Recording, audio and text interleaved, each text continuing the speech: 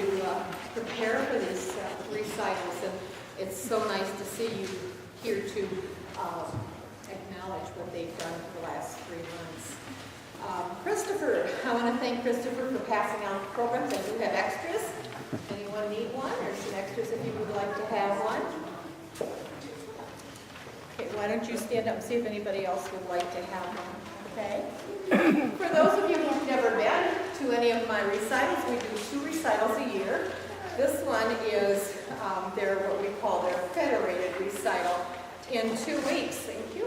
In 2 weeks, they will be going to a music festival in Sarasota, where they will be playing the pieces you hear today for 2 judges. They will be judged on performance, on their style of playing, on how they sit, so many different things. And so we work on this for quite a few weeks. They get awful tired of it. I'm pretty demanding when it comes to a lot of these things, but they all go and they all come back with really good scores, and that to me is the important thing, because they can hold their head up high and say, look what I've done. Our other recital is always in May, and that's our fun recital. They can do whatever they want. A little bit. And I encourage any of the students, if they have brothers, sisters, fathers, mothers, that want to play along with them as a duet, or we've had a flute and a little student on the piano. So, if you have any talent at all, want to share it with your child, and in May, feel free to do that. But you have to practice, remember. Okay? So,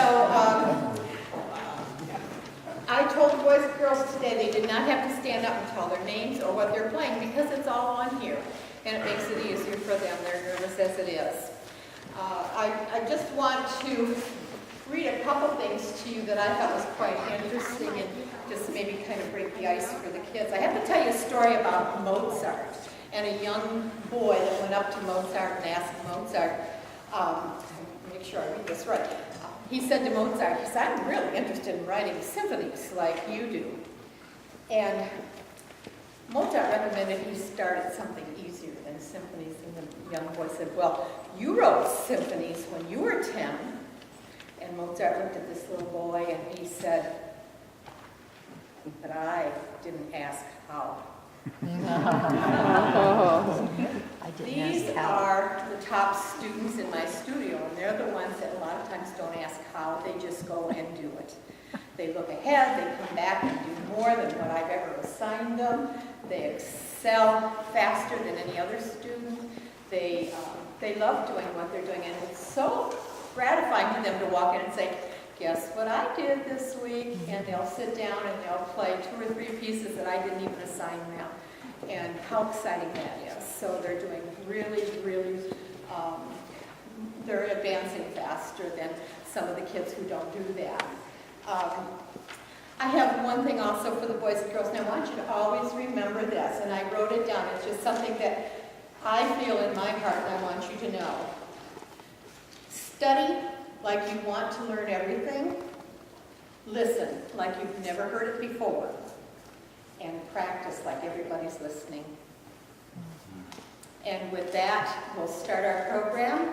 And just to let you know that the first 3, and Bethany, how long has Bethany been taking lessons? A year and a half. We have a couple kids that have only had 6 months of lessons today playing. These are the total students in my studio, and they're all going to federated, even the ones who've only had 6 months. So we'll start with Jasmine. Okay.